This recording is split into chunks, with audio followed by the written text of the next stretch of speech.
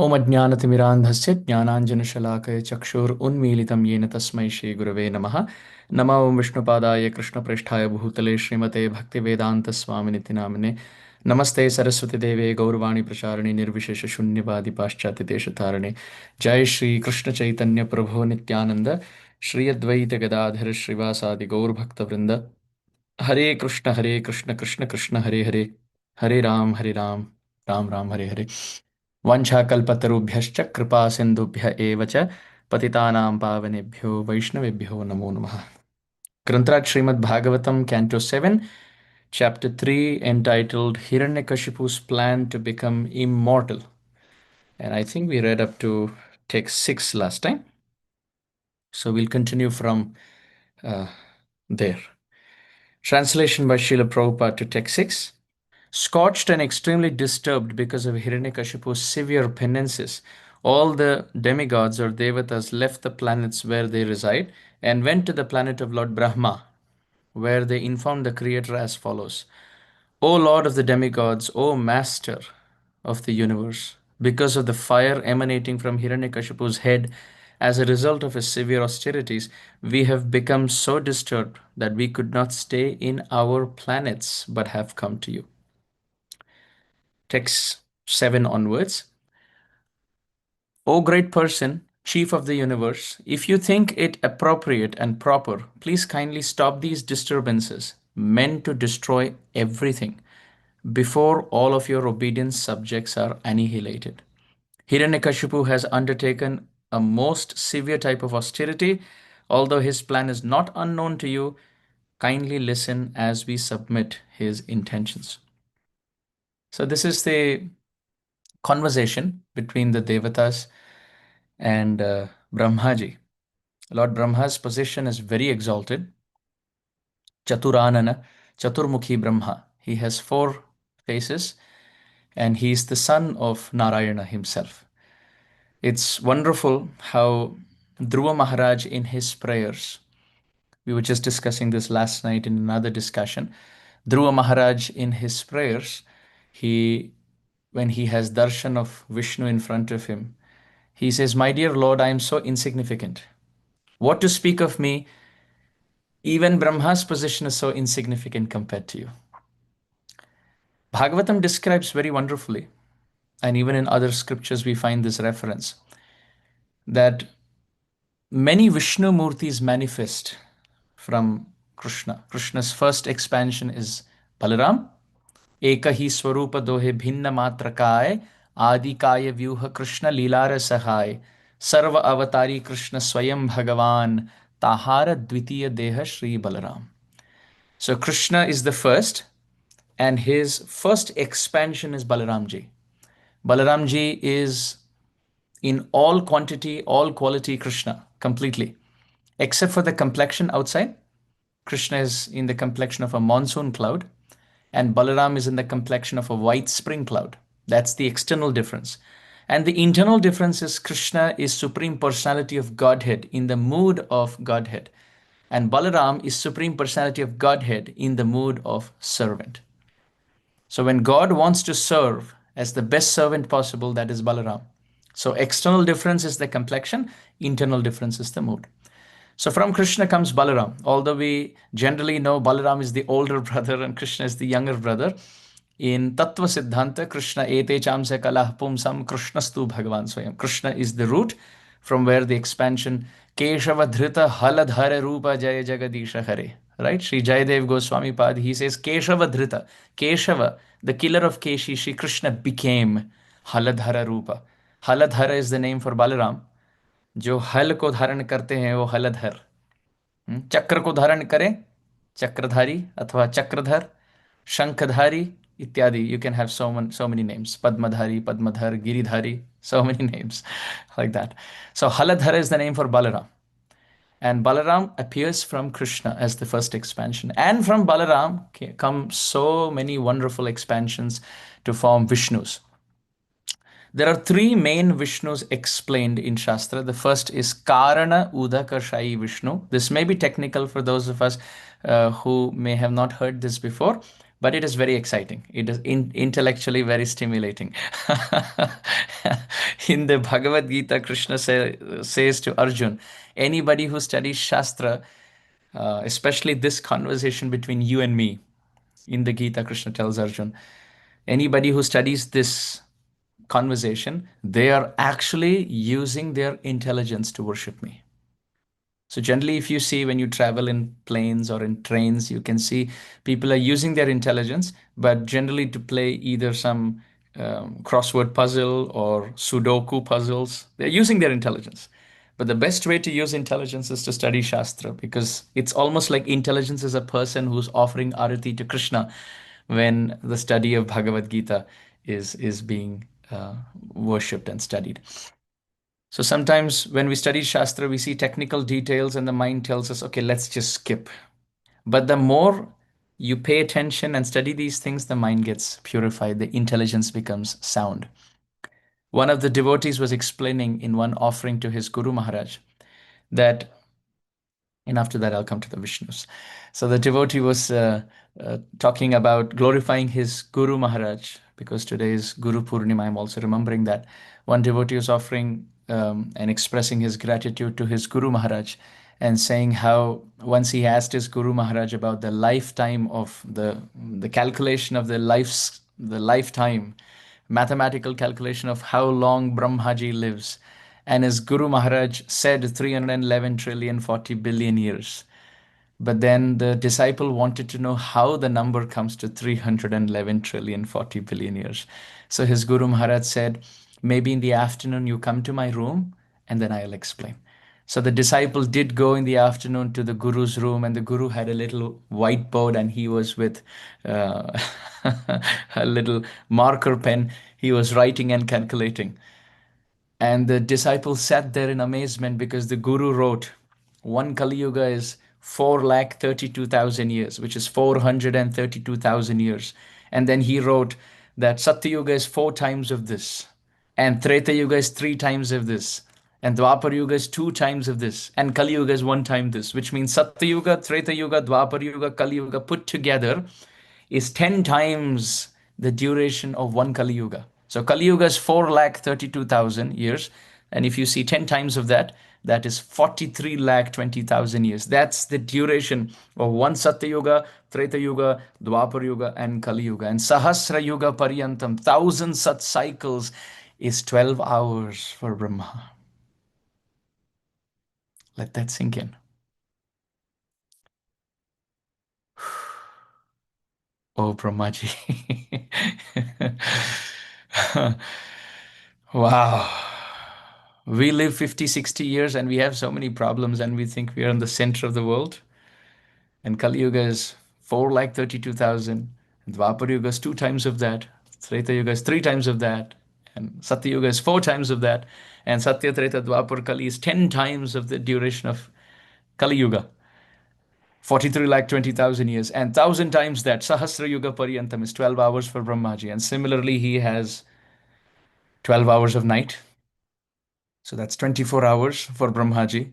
And like that, you can calculate 360 days in a year and another 100 years. So basically, Brahmaji lives a span of 100 years with that calculation.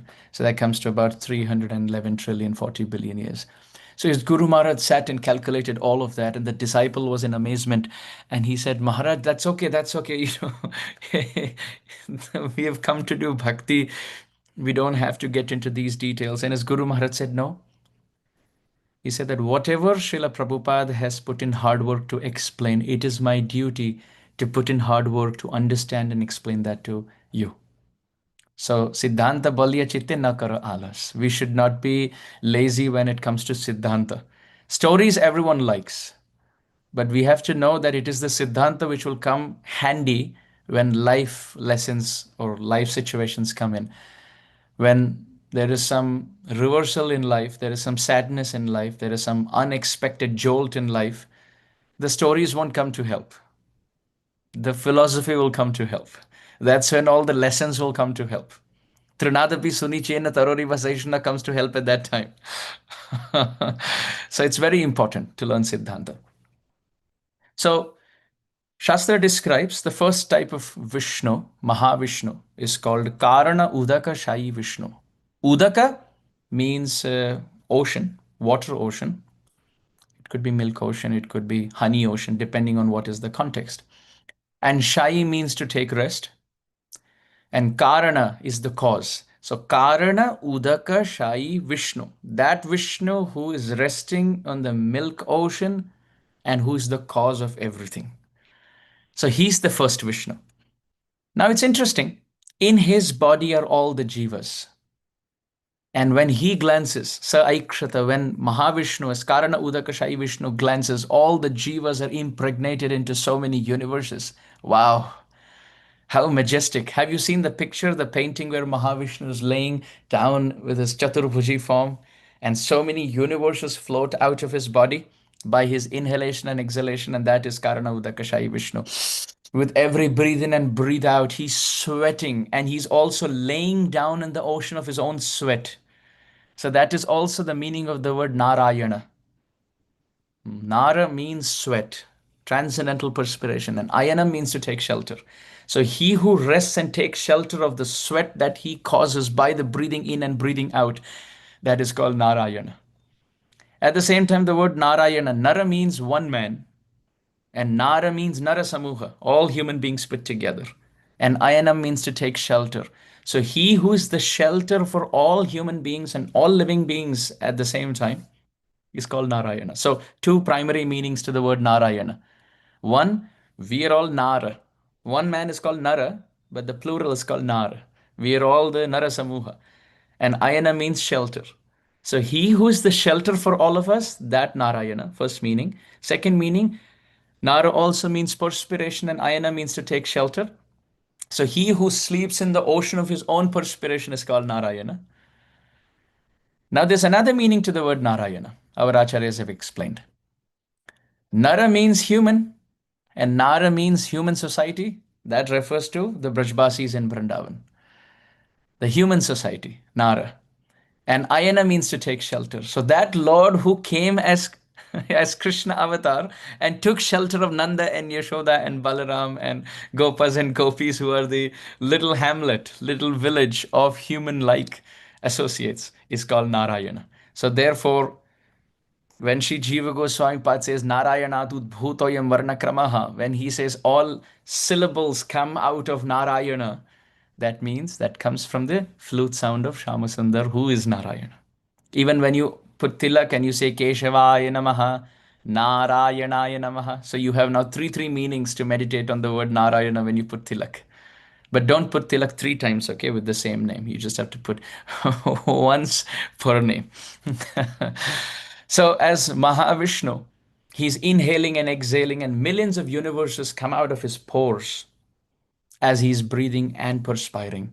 And in those universes, now the second form of Narayana enters, the second form of Vishnu enters. He's called Garbhodakashayi Vishnu. Garbhodakashayi Vishnu. Garbha means the womb. So first form is called Vishnu, Karanodakashayi Vishnu, who creates universes. He also glances and impregnates this material world with jivas who come out of his body.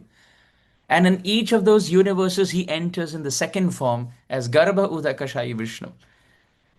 Now, in each universe, as he enters, he lays down in the Garbhodaka ocean, and from this Garbhodakashayi Vishnu, Garbha, from his navel comes a lotus flower. And on that lotus flower comes Brahmaji. And that Brahmaji creates that one Brahmanda, which is in the shape of an egg, Brahmanda. So in this way, many Garbhodakashayi Vishnus, many navels, many lotus flowers, many Brahmajis, and many universes. Wow.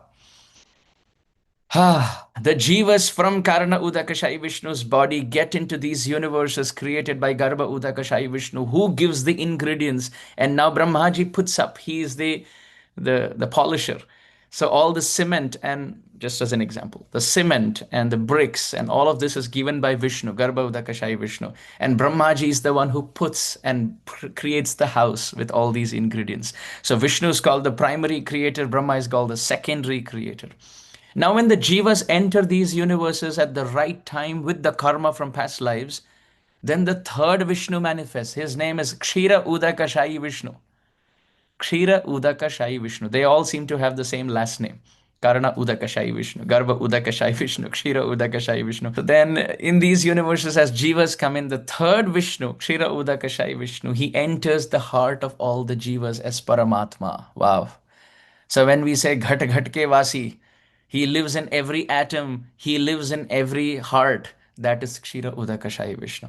So, in short, many Kshirodakashayi Vishnus because there are so many souls, and many Kshirodakashayi Vishnu because there are so many atoms, but all of that in one universe with one Garbhodakashayi Vishnu. Like this, there are so many Garbhodakashayi Vishnus, and all of them come from one Karanodakashayi Vishnu. And like this, there are so many Karanodakashayi Vishnus, so many material parallel universes. And Etecham Sakala Pumsam Krishnastu Bhagavan Swayam. Krishna is the Supreme Lord. Well, there are prakoshtas, dham prakoshtas, it is described. Just like when you think of Vaikuntha, how many Vaikuntha planets are there? Not just one. It's not a traffic there that everyone's waiting to get through one door. There are innumerable Vaikuntha planets. Innumerable. There's one planet where the presiding deity is Varahadev. There's one Vaikuntha planet where the presiding deity is Nrsingadev. There's one Vaikuntha planet where the presiding deity is Ramachandra, which is also called as Nitya Saket or Nitya Ayodhya Dham. Like this, there are innumerable Goloka Vrindavans. Wow. Innumerable Goloka Vrindavans. Innumerable material universes. And we are like a little dot floating somewhere in the waves of time and splashed by the tides of our own karma. So Brahmaji, who is being approached here by the Devatas, in Chaitanya Charitamrita there is a story where Brahmaji thought that I am the creator, I am the topmost. But then when he went to see the Supreme Lord, the doorkeeper said, "Oh, yes, I will go and tell Bhagavan Sri Krishna that Brahmaji has come." And when he went inside and told Krishna and came out, he told Brahmaji, Krishna is asking which Brahma has come for darshan. And Brahmaji said, "What do you mean, which Brahma? I am the Brahma, the actual one." So he said, "Okay, aye, padhariye, birajiye." So as he entered, he saw the whole palace was filled with Brahmaji. Two-headed Brahma, three-headed Brahma, five-headed Brahma, seven-headed Brahma, 12-headed Brahma, thousand-headed Brahma. And Brahmaji felt so small. Yadapi samadhishu vidhirapi pashyati. Rupa Goswami Pad has said, Brahmaji is so advanced, but still he realizes his utter insignificance and infinitesimal position compared to Bhagavan. And therefore, Brahma Stuti, Canto 10, Chapter 14, Bhagavatam. Therefore, Brahma Samhita, Govindamadi Purusham Tamaham Bhajami. They're all offering prayers. Different Brahmajis are offering prayers to Narayana, offering prayer to Krishna. Therefore, this Hare Krishna Mahamantra that we have received, we should not take it lightly. Bhagavatam that we have received, we should not take it lightly. We have the opportunity to worship Bhagavan. We have the opportunity to remember the source of all sources. When we chant, we should chant Kintu Adarad Anudinam. We should chant every day and we should chant with so much reverence and respect. If you see Devatas, when they worship Narayana, when they worship Krishna, they're very reverential. They are very respectful. They are very obedient. They are very submissive. They are very disciplined. They are very determined. Not like us, picking up the bead bag is dirty, and we're sitting to chant, the phone in another hand, sitting to chant, falling asleep, mala falls inside the bag. It is a very piteous state. So we should understand the glories of Bhagavan. Sometimes people prematurely jump to the 10th canto and only discuss about Krishna and Vrindavan. This is not our process. This is not our process. Those who jump are the ones who will fall also. But those who climb step by step, even if they slip, they will slip only one ladder, one rank. They will not fall all the way. So we should not think, oh, I am Brajbasi. Oh, I will only relish Krishna's pastimes. That will happen, but later. First, we have to understand his greatness. Once you understand Krishna's greatness, then his pastimes become very sweet. Once we understand how great he is, and then we see how lovingly he plays in the lap of Mother Yashoda, that makes the pastime even more sweeter. If you take the greatness away and we only relish the sweetness, then we'll also relish the sweetness of any baby in this world, because we are not relishing the sweetness of Bhagavan. We are just relishing the sweetness of childhood pastimes, which could be for the neighbor's child, which could be for your child, which could be for your relative's child, right? But when we see the greatness of Bhagavan and he becoming a child to Mother Yashoda, Nanda ki makarod Brahman Shreya eva mahodayam Yashodacha Mahabhaga Papau yasya stanam hari. That makes it even more sweeter. Then Brajalila becomes even more sweeter. Once the palace is built, once the temple of Siddhanta is built, then the Gopuram on the top can be of rasa. But if you try to build a whole palace of rasa, then in no time there will be fire there. It'll be a lac palace, wax palace, and there'll be a fire of kama, krodha, lobha, because the anarthas have not been purified yet. So here the devatas are coming to Brahmaji and speaking with so much reverence, understanding Brahmaji to be the son of Mahavishnu.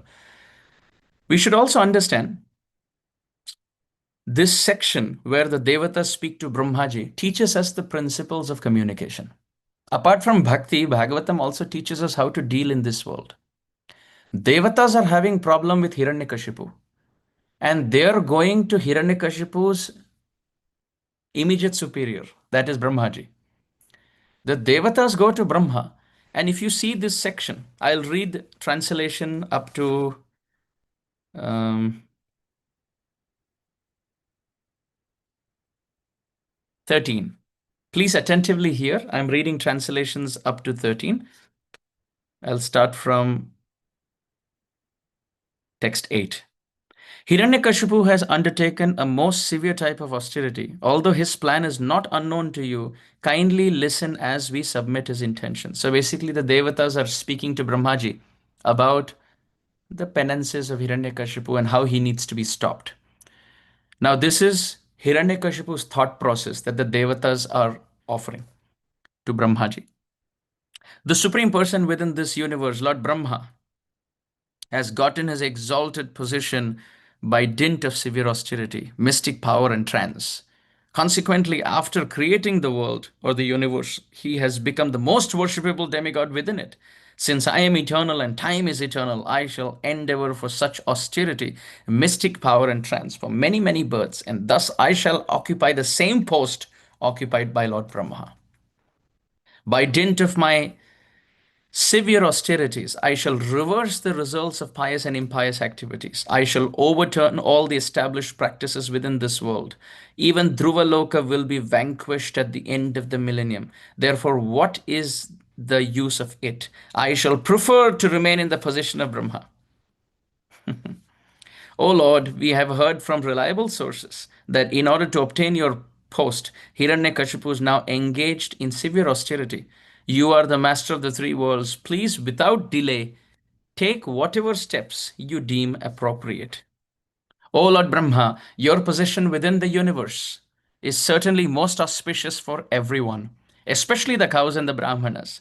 Brahmanical culture and the protection of cows can be increasingly glorified, and thus all kinds of material happiness, opulence, and good fortune will automatically increase. But unfortunately, if Hiranyakashipu occupies your seat, everything will be lost. So it's such a wonderful way to communicate.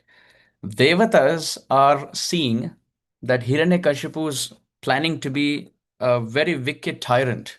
He's planning to be uh, like a universal fever for everyone. He being successful is just going to cause harm to others. And Devatas are spotting this. As soon as they spot this thing, they identify this thing, they go and tell Brahmaji. Now, this teaches us how to deal with circumstances. When we see someone is acting in a very wicked way, of course, we are told don't find faults. We are told Shushushaya bhajana vidyam ananya manya nindadi shunya sita sangalabdhya. Our Upadeshamrita describes don't see faults in others. Shastra also describes, the Puranas describe nasti ninda samam papam. There is no sin like ninda. There is no sin like criticism. At the same time, we can't be blind in this world. Intelligence means being able to see and distinguish right from wrong.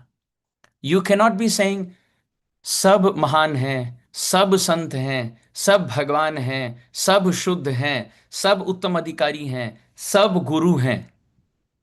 If you think like this, either those who are actually gurus, you're offending them by equating them to people who are foolish, or we are over glorifying, atishayokti, over glorifying the fools and putting them on the pedestal as gurus.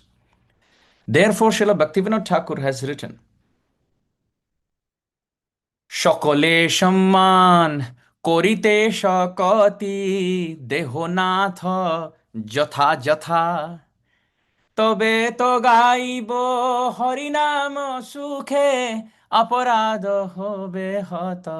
Srila Bhaktivinoda Thakur has said, সকলে সম্মান করিতে সকতি. Yes, please give me the strength by which I respect everyone, but according to their level. Deho natha jatha jatha. Depending on how advanced somebody is, that's how much respect you should give.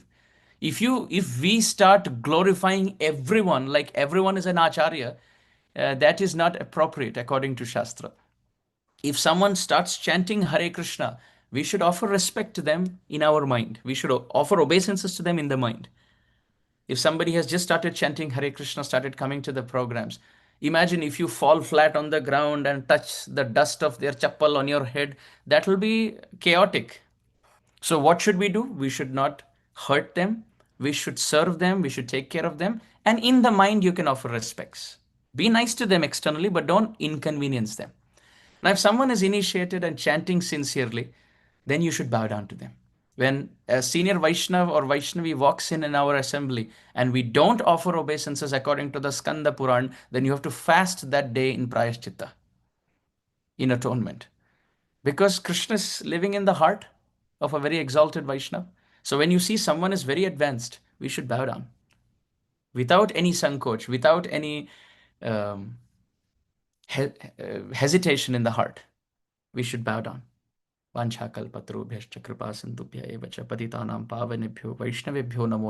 this, we should offer as many times as you see.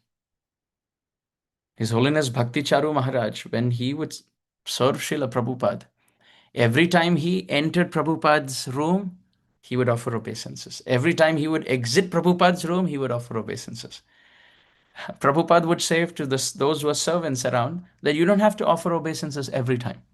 So most would offer obeisances in the morning, but then they would keep coming in and out of the room to serve Prabhupada. But Srila Bhakti Charu Maharaj was not like that. He would offer obeisances every time he enters and every time he exits. By doing this, one becomes very humble. Sarva Papa Pranashanam, by offering obeisances. Why? Because all the sins, all the suffering comes to us because of our ego. So, Nama Sankirtanam Yasya Sarva Papa Pranashanam Pranamo Dukkha Shamanas. When we offer obeisances, that false ego gets dissolved. So all the dukkha is gone. Dukkha dure gelo. Everything is gone. So one should, if someone is madhyamadikari, we should offer obeisances without hesitation. And if someone is uttamadikari, very, very advanced, then we should desire to serve them, travel with them, associate with them, get chastised by them. So depending on the level, of course, we don't criticize. We should not criticize. We should respect everyone. But that expression of respect also is directly proportional to the advancement of the Vaishnava. Now, here is an interesting catch. If someone is Kanishta Adhikari himself, he will think everybody to be Kanishta. Or he will make a mistake of thinking over glorifying everyone and thinking everyone to be Uttam, including himself. And somebody who's actually Uttam Adhikari, advanced, very advanced, they will be convinced that everybody around is Uttam Adhikari except them. Kanishta is the first level, Madhyama is the second level, Uttam is the highest level. So if someone is Kanishta, their vision is not perfect. They will find faults with everyone. Shuklam vastra machi bindu aishana lukhai sanyasira alpa chidra sarva loka gai. You show them a white cloth with a little ink drop, they will focus on that ink drop. And Uttam Vaishnav, someone who's very, very advanced, they will be convinced that the whole world is so great. Everybody is doing bhajan. When Raghunath Bhatta Goswami would hear any criticism, he would stuff his ears and say, Vishnu, Vishnu, Vishnu, Vishnu. And he would fold his palms and he would say, all are doing bhajan except me. So Raghunath Bhatta Goswami. He's saying, all are doing bhajan except me. So Kanishta includes himself in the view. But Uttam Adhikari is convinced that he is the most fallen. Je mor naam shune tara punyak choy. These are all conclusions of great Vaishnavas. But who's a Madhyam?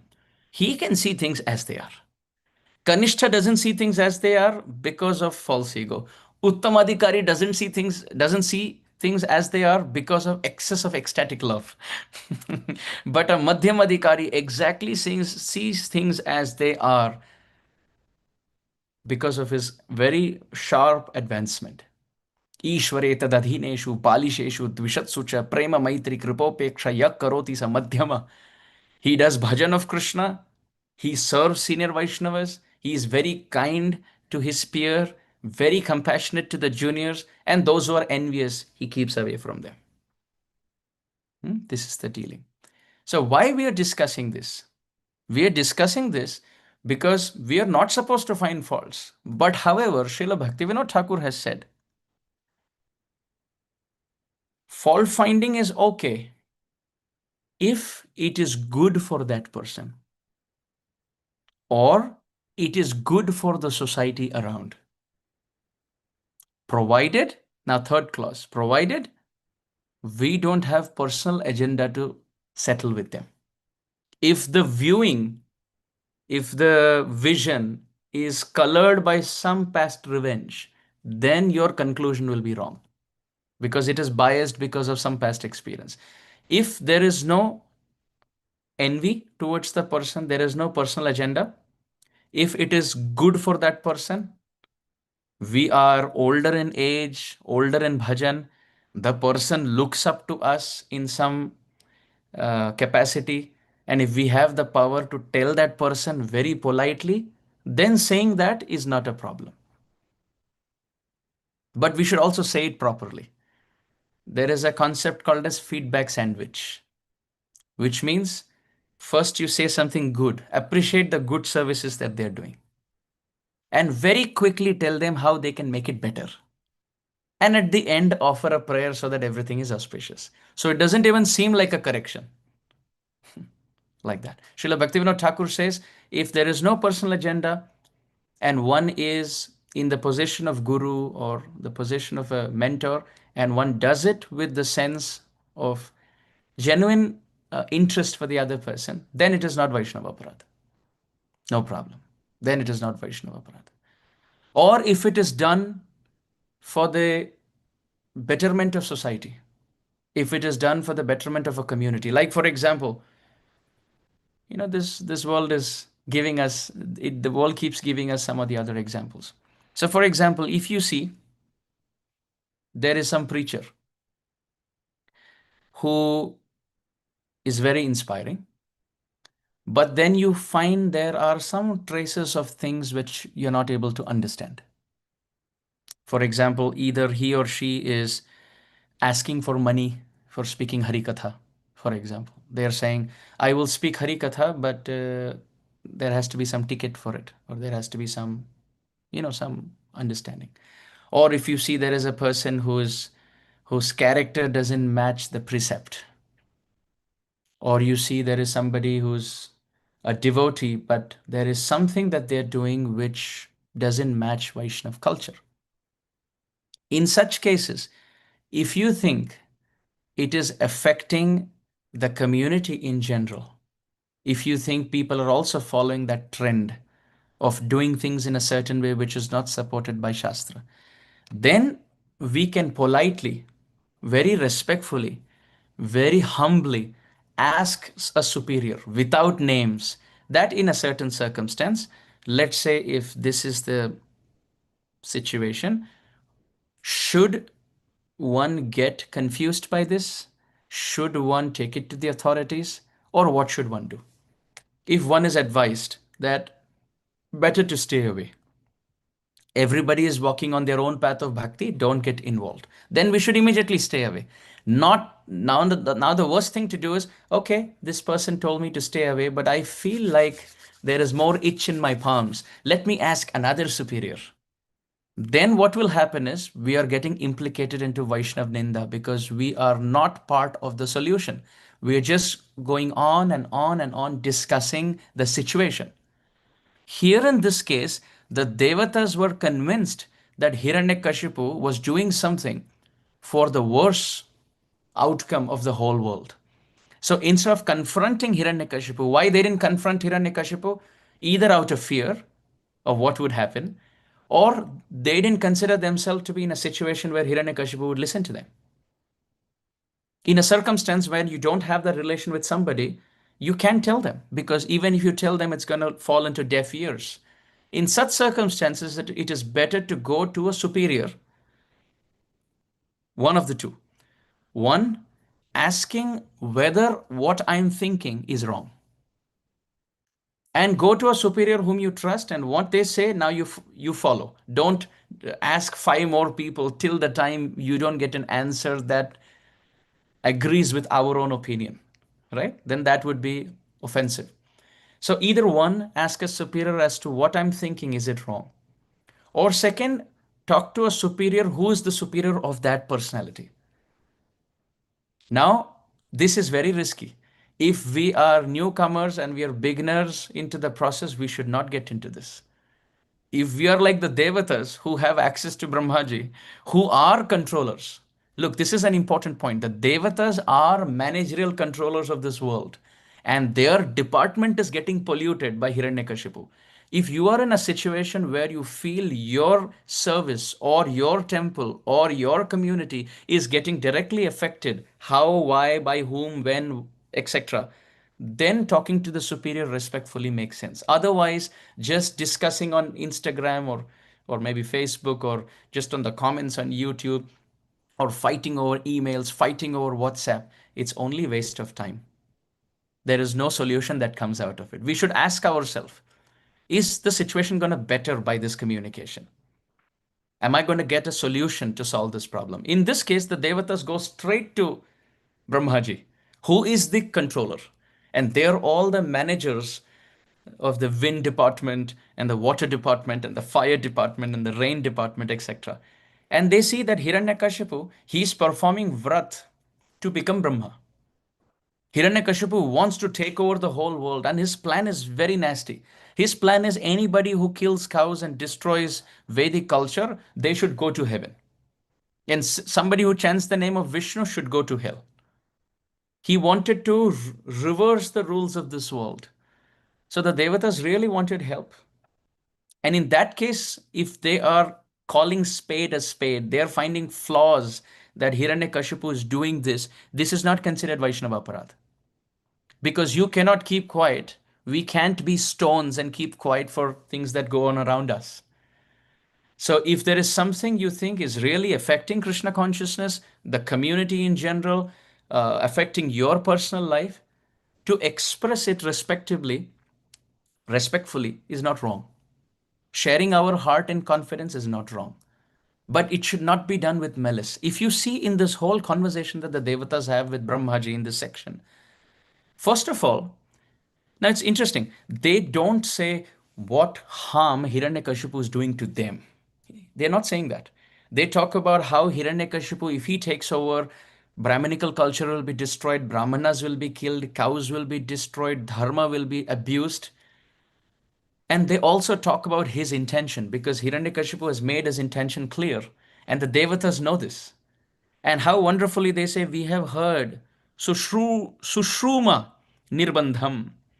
Tapah Paramamastitaha. We have heard from reliable sources. They're also providing proofs because they're Devatas. Vayudev has in and out flow into Hiranyakashipu's body, so he knows what he's thinking. Bhumi is a witness, sun is a witness. There are 13 witnesses according to the 6th canto of Srimad Bhagavatam. For every activity that we do, there are witnesses. Praman. That is very important. Put your money where your mouth is. There's a saying in America, which means if you claim something, if you accuse someone of something, show me the proofs. Show me the proofs. The Devatas were able to show proofs to Brahmaji because they were able to replicate and clearly tell Brahmaji what the intention of Hiranyakashipu was. How Hiranyakashipu had planned that I will take over the position of Brahmaji and I will live long without competitor and I will change the rules of this world.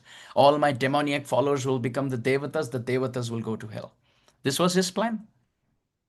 And Srila Prabhupada writes a brilliant purport to the 12th verse. It's amazing.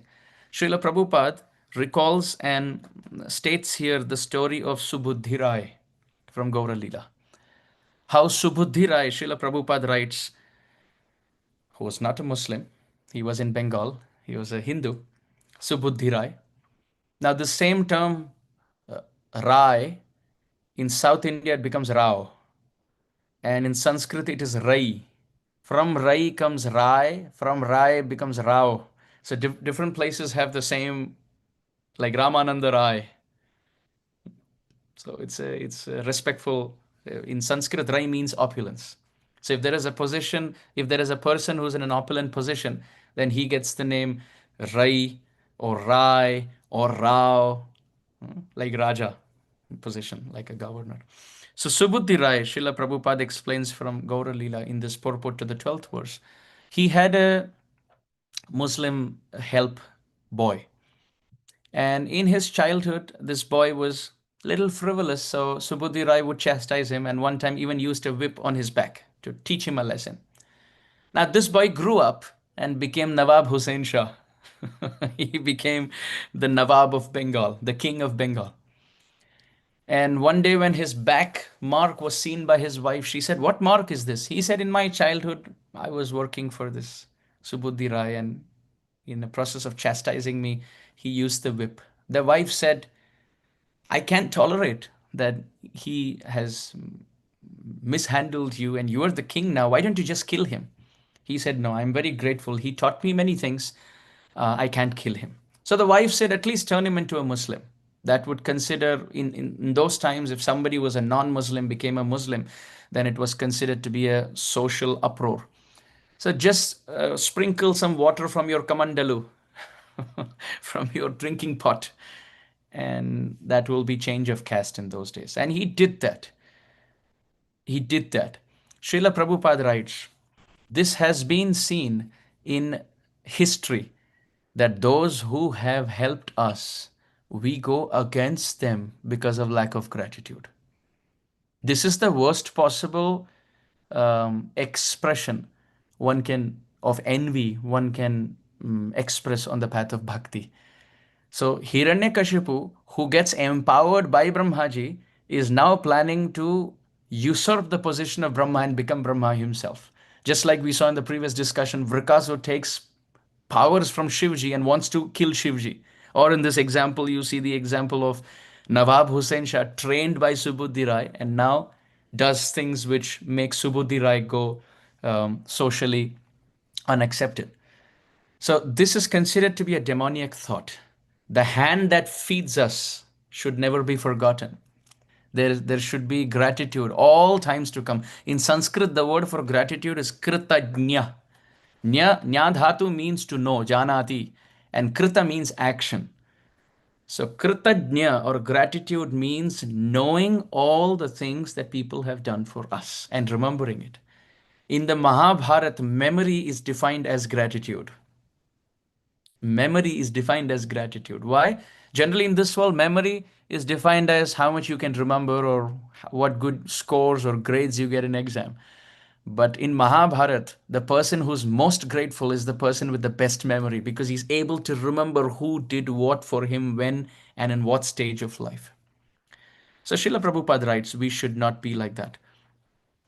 So as communication is concerned, just to complete that loop, we can always speak to superiors. But as we speak to them, we have to be polite. We have to be respectful. You can see here as the Devatas talk to Brahmaji, they call him such amazing names, very nice titles. You can see in, yeah, you can see in the text, in the sixth text, they call Brahmaji Deva Deva Jagatpate. Deva Deva Jagatpate, O Lord of all lords. And at the same time, they call him Bhuman in the next verse. O great personality. O great personality. Abhibhuhu, O chief of this universe. Again, in the future, they call him Tribhuvaneshwara, O Lord of the three worlds, which means when you speak to the superior, we don't go there as if we are the superior. We speak very respectfully. And at the same time, we put our point with respect to somebody's actions, how, if it succeeds, how it could be detrimental to society. And even after saying all that, you can see in the seventh text, the Devatas say, Yadi manyase, यदि आप इस बात को मानते हो, यदि आपकी भी यहां पे अनुमति है, तो जैसे आप ठीक समझे आप कीजिए. विधत्स्व अनंतरम युक्तम. You please do what you think is correct. If you agree to what we are saying, then you may kindly do what you like. This is how we should speak. We can always express our point, and if it is not done, that is fine. Be detached. It is not personally criticizing somebody, but raising a point. So after this, we continue from text 14. O king, being thus informed by the demigods. Now this is Narad Muni back to Yudhishthir Maharaj at the Rajasuya Sabha. O king, being thus informed by the Devatas, the most powerful Lord Brahma, accompanied by Bhrigu, Daksha, and other great sages, immediately started for the place where Hiranyakashipu was performing his penances and austerities. Srila Prabhupada's purport. Lord Brahma was waiting for the austerities performed by Hiranyakashipu to mature so that he could go there and offer benedictions according to Hiranyakashipu's desire. Now, taking the opportunity of being accompanied by all the devatas or demigods and great saintly persons, Brahma went there to award him the benediction he desired. Lord Brahma, who was carried by a swan airplane, at first could not see where Hiranyakashipu was, for Hiranyakashipu's body was covered by an anthill. Wow. His bhajan is so inspiring. We can always learn from all personalities and characters in Shastra. When we sit to chant, when we sit to study, Bhako Dhyana, we should be very absorbed, like how Hiranyakashipu is here. His body was covered by anthill, which means he didn't move at all. And the flesh, the skin of his body was eaten up by ants. And it was covered by grass and bamboo sticks. Because Hiranyakashipu had been there for a long, long time, the ants had devoured his skin, fat, flesh, and blood. Wow. Oh, how austere. How austere. Then Lord Brahma and the Devata spotted him, resembling a cloud-covered sun. Bhagavatam is so poetic, cloud-covered sun, which means Hiranyakashipu was as effulgent as the sun, teaching us the more austere we are, the more effulgent we are, the more powerful we are. Effulgence doesn't come by foundation and powder and all of this makeup. That is not what causes actual beauty. That is not what causes actual effulgence. Actual beauty and actual strength comes by bhajan. Comes by bhajan. Here, he was like the sun covered by clouds, and the clouds are the anthill that was formed. Heating all the world by his austerities. Struck with wonder, Lord Brahma began to smile and then addressed him as follows.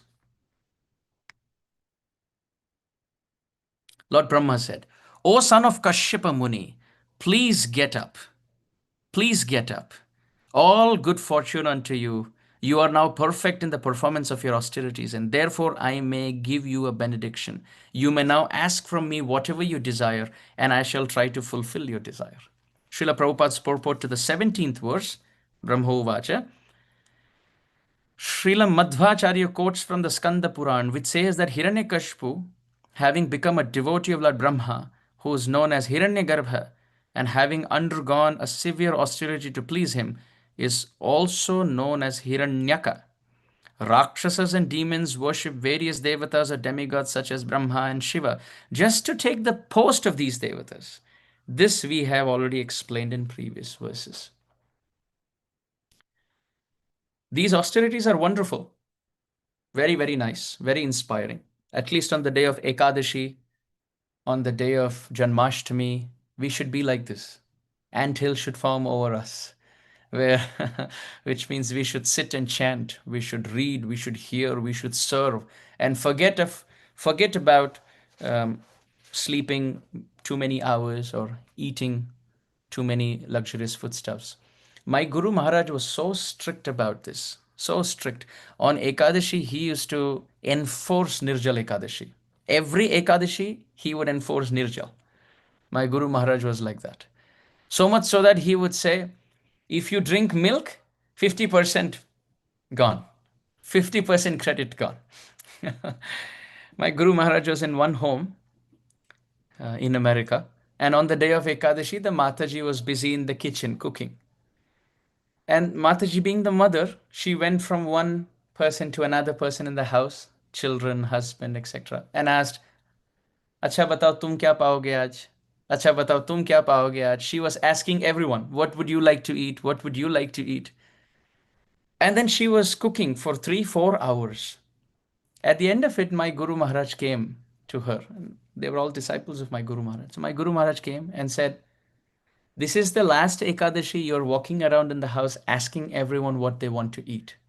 Next Ekadashi onwards, make one preparation and keep it. Whoever cannot fast, they will have that one preparation to eat all day. This is the day of fasting and not feasting.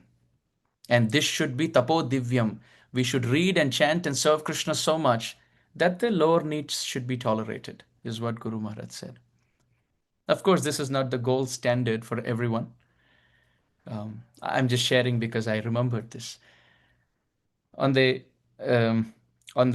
addition to this, as an addition to this, His Holiness Radhanath Maharaj, once one devotee was on the day of Ekadashi, he was fasting and he looked at Maharaj and he pointed out to another devotee who was eating something else and said, Maharaj, today is Ekadashi, but this devotee is eating such preparation. And Maharaj said, his stomach is feasting, but his false ego is fasting. For you, your stomach is fasting, but your false ego is feasting. And between the two, it is better for the false ego to fast than the stomach to fast.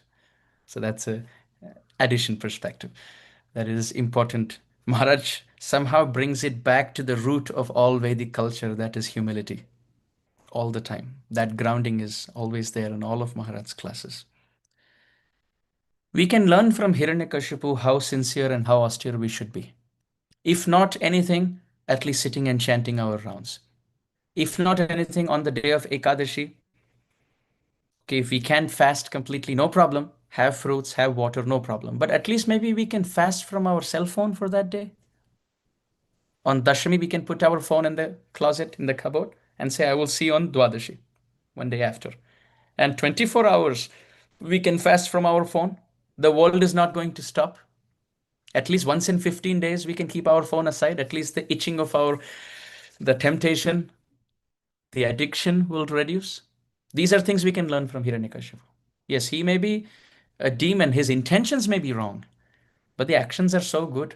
He's so austere. He's so focused. He's so determined. We can learn from Hiranyakashipu how to be focused, how to be determined, how to be one-pointed. And regarding the intention, in the 11th canto of Bhagavatam, I would like to take you to 3 verses in the 11th canto. Canto 11, chapter 14, text 20, Srimad Bhagavatam. Krishna is speaking to Uddhav, Na sadhayati mam yogo, na dhyana dharma uttav, na sankhyam dharma uddhava, na swadhyayas tapastyago yatha bhakti mamorjita. Krishna very beautifully says, Hey Uddhav, na sadhayati Mam yoga. No form of yoga, no form of dharma, no form of sankhya, no form of swadhyaya, no form of tapa, no form of tyaga. None of this. Well, all of this may impress me, but it doesn't conquer me, Krishna says. The word sadhayati means na sadhayati has been explained by Sri Jiva Goswami as na vashikaroti.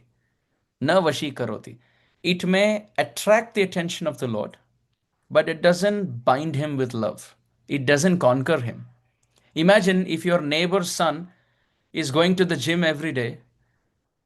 How does it matter to you? How is it even well, it may be impressive that he's going to the gym, but it has nothing to do with our life. That is how Krishna feels when somebody is just doing vrat and dan and tapasya and tyag without bhakti. They are putting a lot of effort, so it catches Krishna's attention, but it doesn't impress him. On the other hand, when you go down, your neighbor's son is there, he's also getting off the car and he says, "Hello, auntie. Hello, uncle. Aap kaise hain? How are you? Good morning." Now, he's not going to the gym, but this impresses you. This attracts you. Why? Because this is with affection. This is the difference between bhakti and other paths. Other paths also can conquer Krishna if there is bhakti. Yatha bhakti mama urjita. The word urjita, Srila Vishwanath Chakravarti Thakur has explained, is intense devotion. Tivrena bhakti yogena. Yatha bhakti mama urjita. If there is one pointed devotional effort, then that attracts Krishna's heart more than all of this. More than all of this. Somebody sitting and chanting Hare Krishna, he attracts Krishna's heart more, a million, zillion, quadrillion times more than Hiranyakashipu's austerities here. In Kali Yuga, we can't do these austerities. एक पैर पे खड़े होना, हाथ ऊपर करना. For us, these are all, it's good to read in Shastra, but we can't do that. For us, simple austerities are going to sleep early. This is step one. And as teens, as boys and girls of the present generation, if we push ourselves and sleep early against all pushing, you will see 20 years, 30 years from now, your body will bless you. What we do in our youth is how we get in the middle age. And what we do with that body in the middle age is how is our old age experience. So first austerity for us is going to sleep early and waking up early. Srila Prabhupada writes between 4 and 5. Actually, he says the members of the Krishna consciousness movement should wake up before 4 o'clock. But being practical for most grihasthas, between 4 and 5.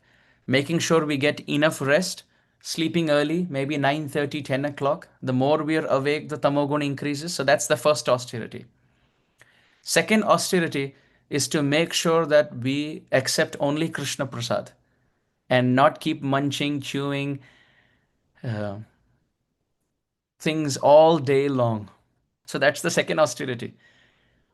Accepting what is allowed, that is Krishna Prasad, and that too in the right regulation, in the right quantity. That's the second austerity for us. The third austerity for us is to chant Hare Krishna every day and read Srila Prabhupada's books without fail. When we chant, we sincerely sit and chant. However difficult it is, we'll wash our face with water, but we'll sit and chant. So the first austerity is to sleep early, wake up early. Second austerity is to eat only Krishna Prasad, that too in the right time, right quantity.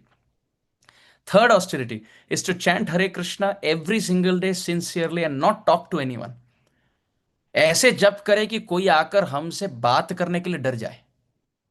We should be like sun covered by cloud when we sit to chant, which means it is dark. That's like the cloud, but we are sitting and chanting like the sun.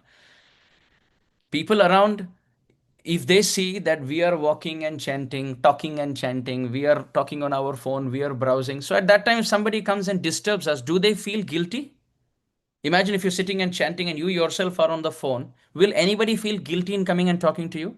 But if you sit in your closed eyes and you're chanting sincerely and you're chanting, sitting in front of the deities or in front of Tulsi and we are chanting, if somebody comes and calls out to us, They will feel very guilty because they are disturbing you while you're doing bhajan. So this is our austerity. Third austerity.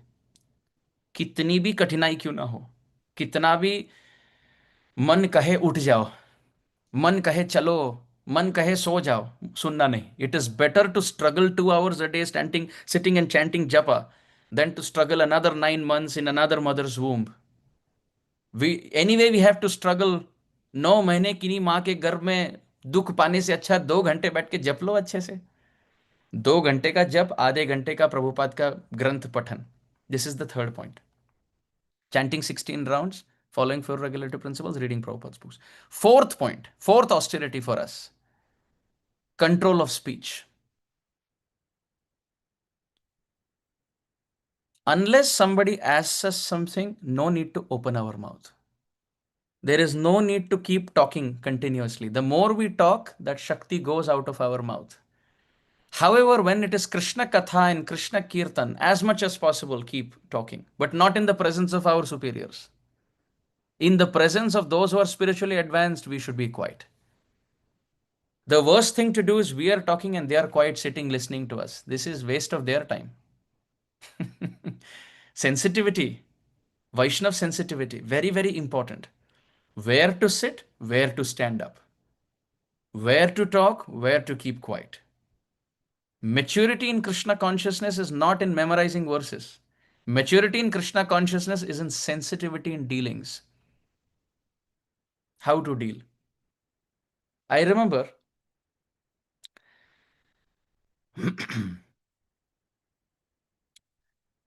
one time there was one very sincere devotee, and when prasadam was being distributed, there was prasadam on the plate, and everybody went and took. They put their hand and they took. There was a devotee distributing, but the plate was also there, and people went and took. This boy, I observed, he stood in line, but he didn't take it from the plate. He stood like this. And the devotee put in his palms. And then he accepted. Then this Prabhuji asked the boy, this happened in my presence. This devotee asked the boy that everybody took from the plate you could have taken. Why did you put your palm like this? This boy answered so beautifully. This boy said, Prabhuji, when superiors are there, how can I take with my hand? I am supposed to receive from them. And he said, in the Ramayana I heard, Hanuman did not take the ring from Mother Sita's palms. She dropped it into Hanuman's cupped palms. So when we are in the presence of superiors, we receive not like this, but we receive like this. So when that boy said that, I was thinking, he was probably like 10 or 11. I was thinking, my God, time to time, moment to moment, applying Vaishnav principles with sensitivity, with respect.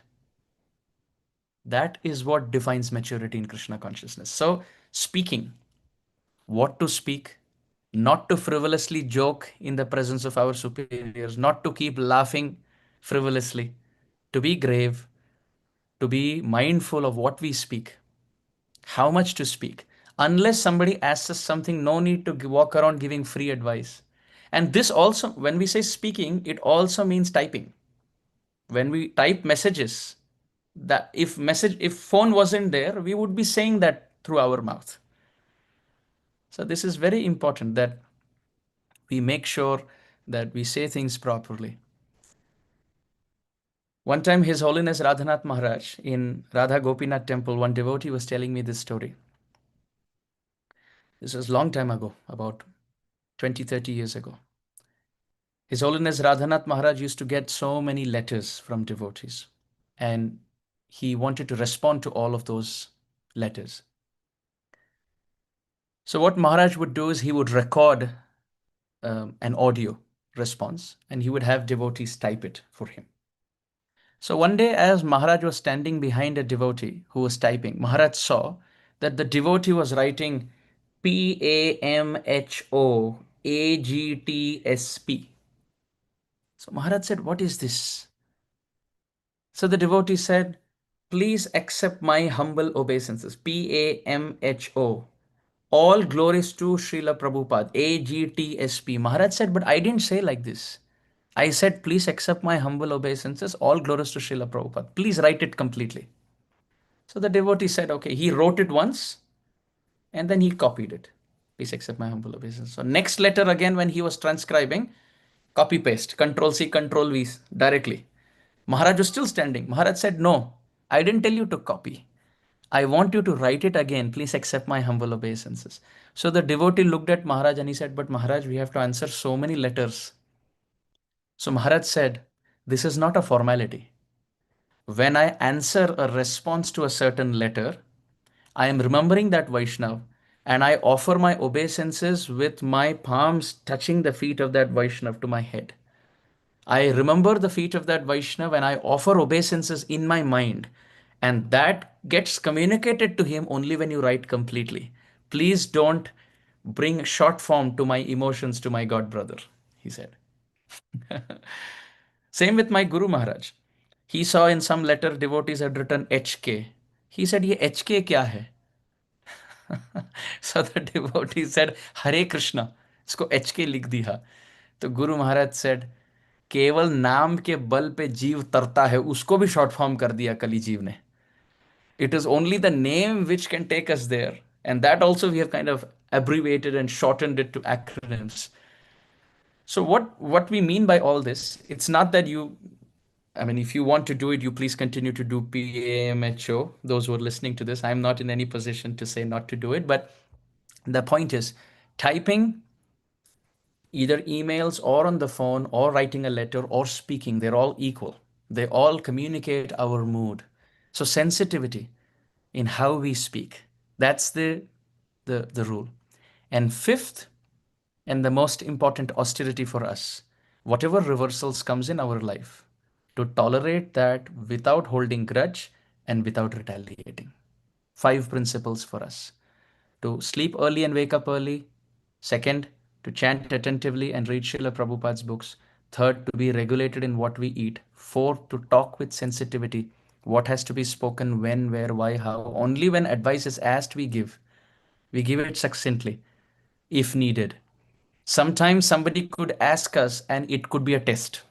So we have to be aware. Like Sri Chaitanya Mahaprabhu would have Rup Goswami sing verses and asks Ramananda Rai, what do you have to comment to this? I want to see if you can test Rupa Goswami. And Ramananda Rai would say, you are having Rupa Goswami sing poetry and you're asking me for advice. I don't know whether you're using me to test him or using him to test me. So that's the fourth point. And the fifth point, when life throws circumstances, we tolerate, understanding that this is the best medicine for my false ego. We don't hold grudges and we don't retaliate to those circumstances. And in this way, na sadhayati mam yogo. I'll take 5 more minutes and complete this topic. The second verse from the 11th canto, which I wanted to point towards, is 11:14:22. Again, Krishna is speaking 2 verses later. First was 11:14:20, now 11:14:22. Krishna says, Dharmaha satya dayopeto vidyava tapasanvita mad bhaktyapetam atmanam na samyak prapunatihi. Krishna is saying dharma, even if duties, spiritual duties are performed satya daya upeto, coupled with, endowed with truth. If somebody is very religious, spiritual, somebody is very truthful, daya, somebody is very compassionate, vidya, very knowledgeable, and tapasanvita, very austere.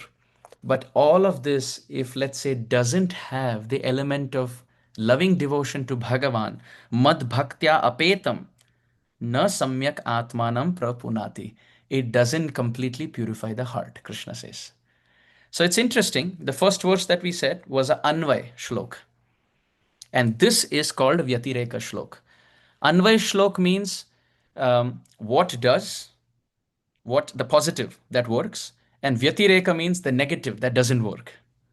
So in the first, he says, Yatha Bhakti Mamorjita. It is only Bhakti which works. That is the Anvaya shloka. And the Vyatireka shloka says, without bhakti, none of that will work. So first says with bhakti, the second says without bhakti. With bhakti, everything fructifies. Without bhakti, even all good qualities doesn't fructify. The reason why we're discussing these verses is to make us understand we should look up to Hiranyakashipu with respect to his intensity in his austerity, but not with respect to his intention in austerity. Two things are needed: intensity and intention. He has intensity, but he doesn't have intention. And devotee should fine tune the intention. And that is what we're talking about in these verses. Krishna is setting the intention right. The intensity could be austerity, compassion, truth, dharma, tyag, etc. But if the intention is not devotion, no point. The last verse for today, another four verses later, 11, 14, 26. Krishna is again speaking about bhakti to Uddhav. Yatha yathatma parimridyate sau matpunya gatha shravanabhidanai tatha tatha pashyati vastu sukshmam chakshur yathaivanjana samprayuktam. Krishna says yatha yatha, to the extent atma. Here, Srila Sridhar Swami Pad in Bhavartha Deepika commentary, he explains atma to mean chittam, which means mind. Yatha yatha atma, which means our mind, parimrijyate, to the extent the mind gets cleansed. How does the mind get cleansed? Look at this phrase. Mat punya gatha shravanabhidanai. Abhidhana, name. Shravana, hearing. Gatha, singing. Mat punya gatha shravanabhidhanai. By singing, chanting, and hearing Mat punya gatha, Krishna's glories, Atma parimrujyate, the heart gets cleansed. So by other processes, heart doesn't get cleansed. If somebody said, let me perform 7 artis a day, well, it's good to sing artis, Krishna, but doesn't want your bell ringing and your incense stick. These things are okay if there is devotional sentiment in the heart. But if it is, हमें अर्थ भी पता नहीं हम क्या गा रहे हैं और फिर ऐसे ही हम अगर अगरबत्ती घुमा रहे हैं, इससे वातावरण सुगंधित होगा पर मन सुगंधित नहीं होगा. It is ritualistic, that's all.